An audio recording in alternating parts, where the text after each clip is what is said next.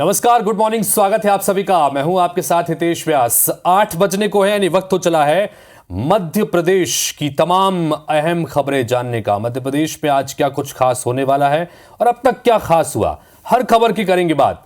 लेकिन शुरुआत करते हैं हेडलाइंस के साथ। मध्य प्रदेश में आज कैबिनेट का दूसरा विस्तार। विजयपुर विधायक रामनिवास रावत लेंगे मंत्री पद की शपथ। सुबह 9 बजे भोपाल में होगा शपथ ग्रहण। अमरवाड़ा उपचुनाव के लिए प्रचार का आज अंतिम दिन। CM doctor Mohan Yadav BJP प्रत्याशी कमलेश शाह के समर्थन में करेंगे जनसभा और रोड शो। राहुल गांधी पर केंद्रीय मंत्री शिवराज सिंह चौहान का तंज। कहा, राहुल गांधी मंदबुद्धि बालक। राहुल सही तरीके से नेता प्रतिपक्ष भी नहीं बन पाए। खंडवा से गिरफ्तार आतंकी फैजान मामले में बड़ा खुलासा। मध्य प्रदेश में आतंकी नेटवर्क अब भी एक्टिव। फैजान के सहयोगियों का पता लगाने में जुटी एटीएस। भोपाल के एलएनसीटी कॉलेज के हॉस्टल में लगी आग। हादसे में कुछ छात्र झुलसे। कड़ी मशक्कत के बाद आग पर पाया गया काबू। मध्य प्रदेश में लगातार हो रही बारिश। आज भी भोपाल, इंदौर समेत कई इलाकों में बारिश का अलर्ट।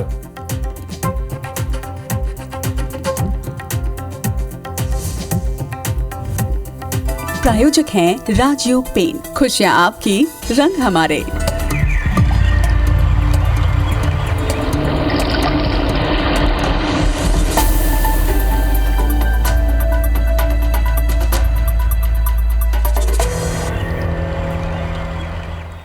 तो हेडलाइंस के बाद गुड मॉर्निंग मध्य प्रदेश में मध्य प्रदेश की अहम खबरों के सिलसिले को शुरू करते हैं और शुरुआत करते हैं आज महत्वपूर्ण खबर इसलिए कि मोहन कैबिनेट का दूसरा विस्तार आज होने जा रहा है। और इस दूसरे विस्तार में अभी तक जो जानकारी है उसके मुताबिक सिर्फ एक विधायक रामनिवास रावत को मंत्री पद की शपथ दिलाई जाएगी। सुबह 9 बजे राजभवन में शपथ ग्रहण का कार्यक्रम होगा। राज्यपाल मंगू भाई पटेल इन्हें शपथ दिलाएंगे। सीएम डॉक्टर मोहन यादव भी शपथ ग्रहण में मौजूद रहेंगे। बता दें कि 8 दिसंबर को सीएम और 2 डिप्टी सीएम ने शपथ ली थी नतीजे आने के बाद, और 25 दिसंबर को पहला मंत्रिमंडल विस्तार किया गया था और 25 दिसंबर को 28 मंत्रियों को शपथ दिलाई गई थी। फिलहाल मोहन कैबिनेट में कुल 4 मंत्री पद जो हैं वो खाली हैं। वर्तमान में कैबिनेट में कुल 30 मंत्री हैं। मंत्रिमंडल में अधिकतम 34 मंत्री हो सकते हैं। और आज एक और विस्तार होगा। मंत्री पद की शपथ लेने के बाद विधायक पद से इस्तीफा भी दे सकते हैं रामनिवास रावत, चूंकि दल बदल नियम के तहत रावत को इस्तीफा देना होगा। कांग्रेस छोड़ बीजेपी में चूंकि रामनिवास रावत शामिल हुए हैं। इस सब के बीच कांग्रेस ने भी विधानसभा अध्यक्ष नरेंद्र सिंह तोमर के पास रामनिवास रावत और कांग्रेस की ही विधायक बीना से जो विधायक हैं निर्मला सप्रे, उनकी सदस्यता खत्म करने की पिटीशन लगाई है। और अब 3 महीने के भीतर ही विधानसभा अध्यक्ष नरेंद्र सिंह तोमर को इनकी सदस्यता के मामले में फैसला लेना होगा। कांग्रेस का ये कहना है कि ये कांग्रेस के विधायक हैं, लेकिन ये भारतीय जनता पार्टी के मंच पर बीजेपी में शामिल होने का ऐलान कर चुके हैं और आज रामनिवास रावत तो मंत्री पद की शपथ भी ले रहे हैं। ऐसे में इनकी सदस्यता रद्द की जाए तो कुल मिलाकर अगले 3 महीने के भीतर विधानसभा अध्यक्ष को इनकी सदस्यता को लेकर फैसला लेना होगा। इसलिए खबर ये आ रही है कि आज मंत्री पद की शपथ लेने के बाद रामनिवास रावत, जो कि विजयपुर से कांग्रेस पार्टी के विधायक हैं लेकिन कांग्रेस छोड़कर बीजेपी में शामिल हो चुके हैं, वो आज विधायक पद से इस्तीफा दे सकते हैं मंत्री पद की शपथ के बाद। दुष्यंत पराशर हमारे सहयोगी भोपाल से जुड़ गए, उनके पास चलते हैं। दुष्यंत, जैसा हम लगातार दर्शकों को बता रहे हैं कि दूसरा मंत्रिमंडल विस्तार होगा। इससे पहले जो पहला विस्तार हुआ था 28 मंत्रियों को शपथ दिलाई गई थी और उसके बाद 4 मंत्री पद अभी भी खाली हैं। और आज इस दूसरे मंत्रिमंडल विस्तार में रामनिवास रावत, कद्दावर ओबीसी चेहरा और ग्वालियर चंबल संभाग का एक बड़ा चेहरा, उन्हें शामिल कर सकते हैं। क्या कुछ जानकारी?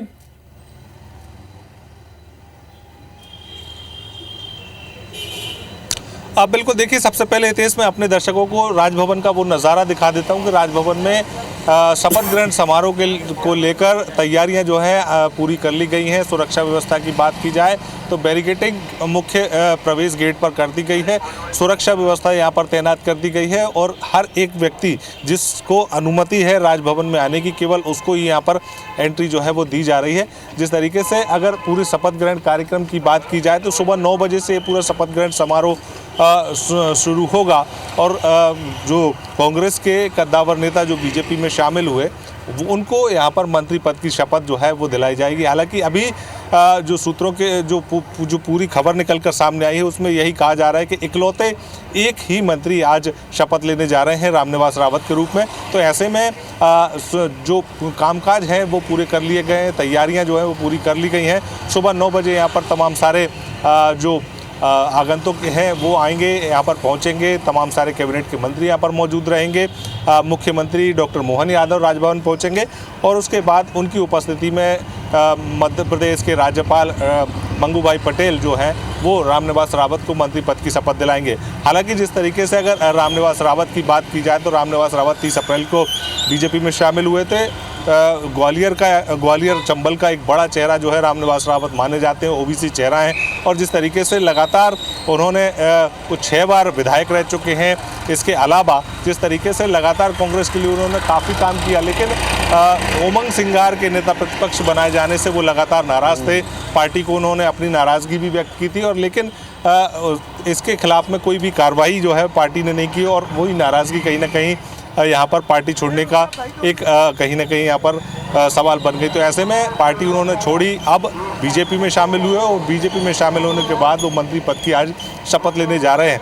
हालांकि अब तक उन्होंने अपने विधायक के पद से इस्तीफा नहीं दिया है। ये बात भी कही जा रही है कि जब मंत्री पद की वो शपथ लेंगे तो उसके बाद उनको विधायक पद से भी इस्तीफा देना पड़ेगा, क्योंकि दल बदल कानून जो है वो लागू होता है और जब दल बदल कानून लागू होगा तो उनको विधायक पद से इस्तीफा देकर एक बार फिर से चुनाव में जाना होगा, उपचुनाव लड़ना होगा, जीतना होगा और वो मंत्री बने रह सकते हैं।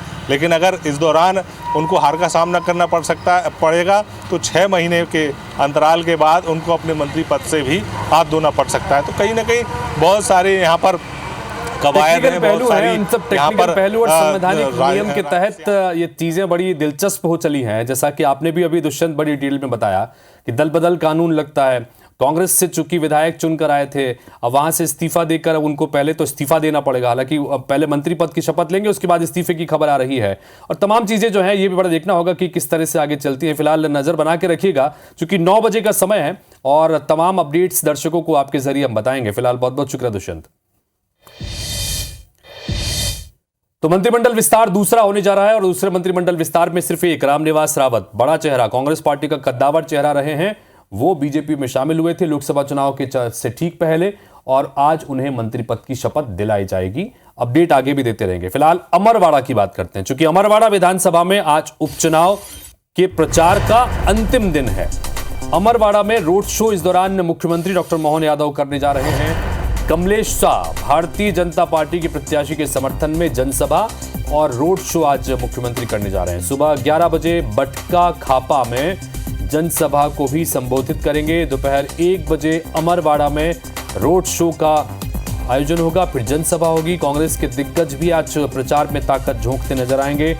शाम 5 बजे चुनाव प्रचार का शोर थम जाएगा। अमरवाड़ा विधानसभा सीट से कमलेश शाह लगातार तीसरी बार कांग्रेस के टिकट पर चुनाव जीत कर आए थे, लेकिन लोकसभा चुनाव से ठीक पहले उन्होंने इस्तीफा दिया और बीजेपी में शामिल हो गए और उसकी वजह से इस सीट पर अब उपचुनाव हो रहे हैं, जहां पर कमलेश शाह इस बार बीजेपी की तरफ से मैदान में है तो उनके सामने धीरेन्द्र शाह इनवाती कांग्रेस की तरफ से मैदान में उतारे गए हैं।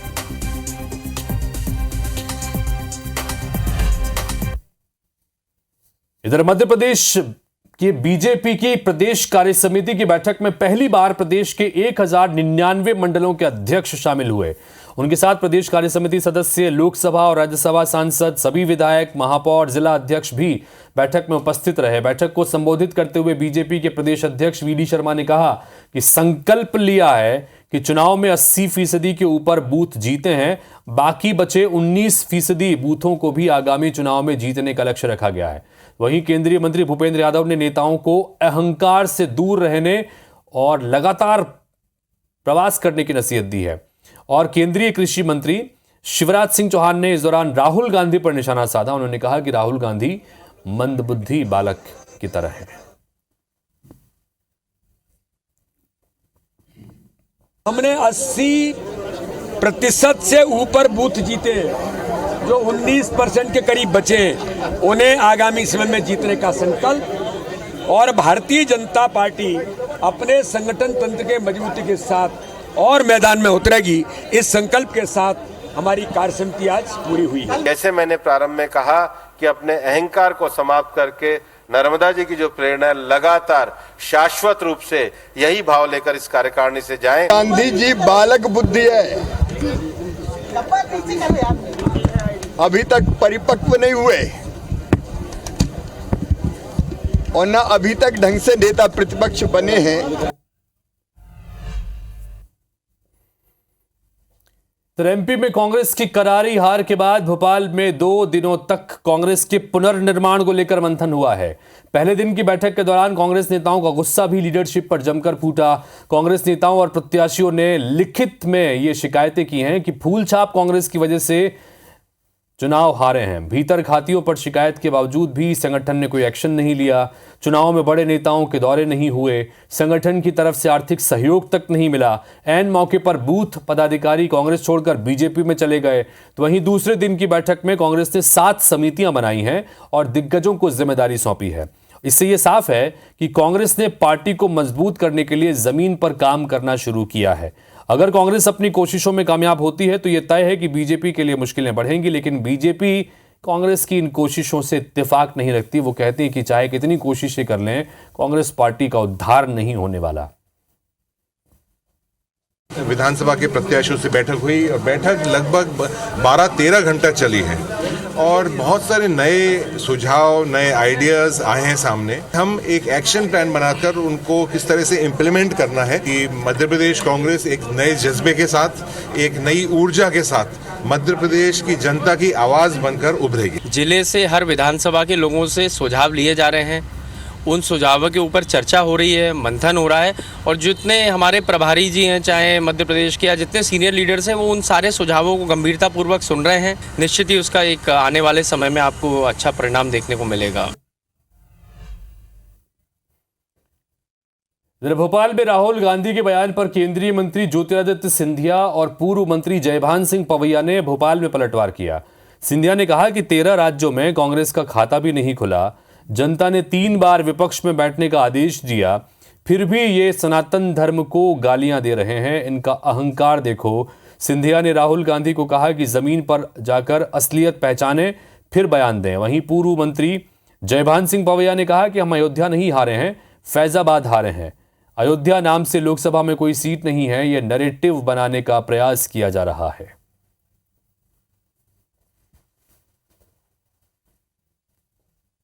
जिस कांग्रेस पार्टी के 13 राज्यों में खाता ही नहीं खुला है, असहिष्णुता का परिचय दे रहे हैं, सनातन धर्म को गालियां दे रहे हैं, जनता ने इनको 1 बार नहीं 3 बार विपक्ष में बैठने का आदेश दे दिया है। असलियत को पहचाने, जमीन जहां उनकी फिसली है उसका आभास लें और उसके बाद अपना वक्तव्य दें। अयोध्या हम जीते हैं, डंके की चोट पर जीते हैं और फैजाबाद सीट है वो 2 जिलों को मिलकर बनने वाली एक लोकसभा सीट है। वहाँ के सामाजिक समीकरणों में हम ढांचा टूटने के बाद भी एक बार चुनाव हारे थे। अयोध्या हम नहीं हारे हैं, ये नैरेटिव देश में सेट करने के लिए कांग्रेस के लोग दुष्प्रचार कर रहे हैं।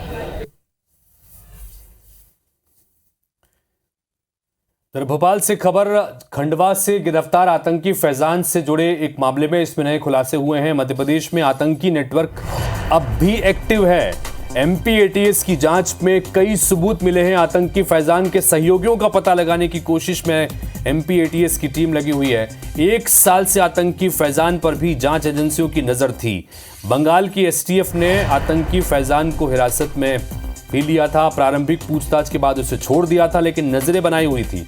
फैजान रकीब से मिलने के लिए गया था कोलकाता जेल और इस दौरान वहां उसे हिरासत में लिया गया था, लेकिन छोड़ दिया गया और फाइनली जो है उसे यहां पर एमपी एटीएस ने गिरफ्तार किया, जिसने कई बड़े खुलासे किए हैं। हरप्रीत कौर हमारी सहयोगी इस वक्त जुड़ रही है, उनसे बात करते हैं। हरप्रीत, आतंकी फैजान के मामले में लगातार एमपी एटीएस की टीम पूछताछ कर रही है और इसमें कई खुलासे भी एक के बाद एक हो रहे हैं कि कई और मॉड्यूल्स भी हो सकते हैं इससे जुड़े हुए, जो अभी भी एक्टिव हो सकते हैं, सिर्फ एक गिरफ्तारी नहीं होगी, बताइए। बिल्कुल सही कहा आपने कि यहाँ पर जिस तरह से 4 जुलाई को खंडवा से फैजान को एमपी एटीएस ने गिरफ्तार किया है, उसके बाद 5 दिन की रिमांड पर लेने के बाद उससे पूछताछ में अब इस बात का खुलासा हुआ है कि अभी भी मध्य प्रदेश में जो आतंकी साजिश है उसका जो नेटवर्क है वो अभी भी यहाँ पर काम कर रहा है। एटीएस के लिए ये अलर्ट मोड पर जाने का एक बार फिर समय है और एक बार फिर अलर्ट मोड पर यहाँ पर एटीएस आ गई है। इस पूरे मामले में इस बात का भी रिमांड के दौरान खुलासा हुआ है कि आतंकी साजिशों में शामिल अब्दुल रकीब कुरैशी को बंगाल की एसटीएफ ने गिरफ्तार किया था। उसी के साथ फैजान को भी हिरासत में लिया गया था, लेकिन प्रारंभिक पूछताछ करने पर फैजान को छोड़ दिया गया था। लेकिन लगातार जो फैजान है ये कोलकाता जेल में बंद आतंकी रकीब कुरैशी से मिलने जाता रहा है। उसके बाद से ही ये रडार पर था, लगातार एजेंसियां इस पर नजर रखे हुए थी। इसके साथ ही फैजान लगातार भोपाल जेल ब्रेक के बाद एनकाउंटर में मारे गए सिमी आतंकियों के परिजनों के संपर्क में था। इसके साथ ही वो उनकी आर्थिक मदद भी करता था। वहीं HUT यानी हिज़्ब उत तहरीर के आतंकियों से भी इसके संबंध की जानकारी रिमांड के दौरान सामने आई है। हालांकि आज इसकी रिमांड खत्म हो रही है, लेकिन माना जा रहा है कि एटीएस इसकी और अगले दिनों की कुछ और रिमांड की यहाँ पे मांग कर सकती है और इसी दौरान कुछ और जो बड़े खुलासे हैं वो यहाँ पर हो सकते हैं। तो कुल मिलाकर एक बड़ी घटना को अंजाम देने से पहले ही एमपी एटीएस ने फैजान को गिरफ्तार कर लिया और अब पूछताछ में एक के बाद एक बड़े खुलासे हो रहे हैं। बिल्कुल हरप्रीत, फिलहाल बहुत शुक्रिया इस तमाम जानकारी के लिए आपका। तो फैजान आतंकी जिसे खंडवा से गिरफ्तार किया गया था, इंडियन मुजाहिदीन से जुड़ा है, लश्कर ए तैयबा से इसके संबंध बताए जा रहे हैं और लगातार उससे पूछताछ के आधार पर कई खुलासे हो रहे हैं। और अब ये भी जानकारी आ रही है कि एटीएस को जांच में सबूत मिले हैं कि प्रदेश में आतंकी नेटवर्क जो है वो अभी भी जिंदा है। सिर्फ एक गिरफ्तारी से काम नहीं चलने वाला, बल्कि बड़े पैमाने पर उस पूरे नेटवर्क को भी तोड़ने की तैयारी एटीएस की टीम कर रही है। इंदौर से इस वक्त एक बड़ी खबर, जहां पर युग पुरुष धाम आश्रम का मामला, जहां पर एनसीपीसीआर की सदस्य डॉक्टर दिव्य गुप्ता आज दिल्ली जाएंगी। पीएम मोदी को आश्रम की रिपोर्ट सौंपेंगी। पीएम के निर्देश पर आयोग ने यहां पर जांच की थी। आश्रम संचालकों की लापरवाही इस पूरे मामले में सामने आ रही है। संचालकों के पास से कोई वैक्सीनेशन का डेटा तक नहीं मिला है। बच्चों के सैंपल की रिपोर्ट भी सामने आई है। कई बच्चों में एनीमिया यानी खून की कमी, तो कई के पेट में कीड़े पाए गए। प्रशासन ने आश्रम खाली करवा लिया है। 123 बच्चों को परमानंद आश्रम में शिफ्ट किया गया है। बाकी बच्चों को भी दूसरे आश्रमों में शिफ्ट किया जा रहा है। वर्तमान में अस्पताल में 23 बच्चे भर्ती हैं। बता दें कि 5 बच्चों की जान चली गई थी। यह मामला लगातार IBC 24 ने पूरी जिम्मेदारी के साथ और गंभीरता के साथ में उठाया था और इस मामले में लगातार हमने आपको अपडेट दिखाया। और अब ये जानकारी आ रही है कि एनसीपीसीआर की टीम जो है वो पहुंची थी जांच के बाद और आज इनके सदस्य से मुलाकात करेंगी प्रधानमंत्री नरेंद्र मोदी को रिपोर्ट सौंपने के लिए। निहारिका हमारी सहयोगी जुड़ रही है। निहारिका, ये लगातार खबर हम युग पुरुष धाम आश्रम में लापरवाहियों से जुड़ी खबर को हमने प्रमुखता से दिखाया था और अब एनसीपीसीआर की रिपोर्ट में भी कमोबेश इसी बात का जिक्र। क्या जानकारी? जी बिल्कुल, आप सही कह रहे हैं। राष्ट्रीय बाल अधिकारी एवं संरक्षण आयोग की सदस्य जो है डॉक्टर दिव्या गुप्ता, वो पिछले 2 दिनों से लगातार जांच पड़ताल कर रही थी। दरअसल प्रधानमंत्री नरेंद्र मोदी खुद इस मामले में संज्ञान ले रहे थे और उन्होंने दिव्या गुप्ता को सीधे निर्देश दिए थे कि जिस भी तरह से रिपोर्ट तैयार होनी है उसे पूरी तैयार करके दिल्ली लेकर आया जाए, ताकि वे भी मामले में पूरी तरह से संज्ञान ले सके। क्योंकि इंदौर जैसे शहर में इतनी बड़ी घटना हुई है जिसके बाद लगातार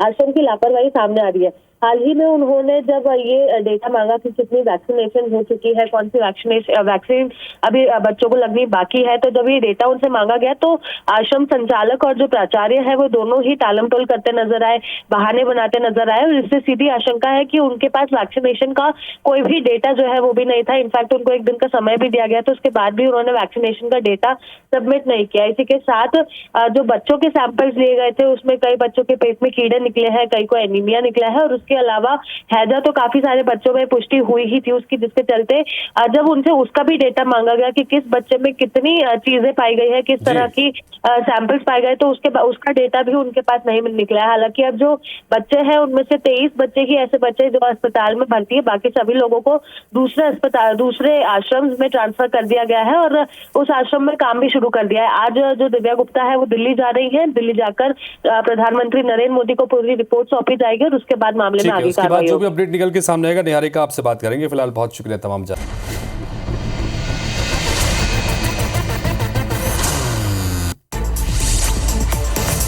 मुख्यमंत्री विष्णुदेव साय आज विभागीय समीक्षा करेंगे। सुबह 11:30 बजे मंत्रालय के लिए रवाना होंगे। 11:50 पर और से दोपहर 2:30 बजे तक कार्यों की समीक्षा करेंगे।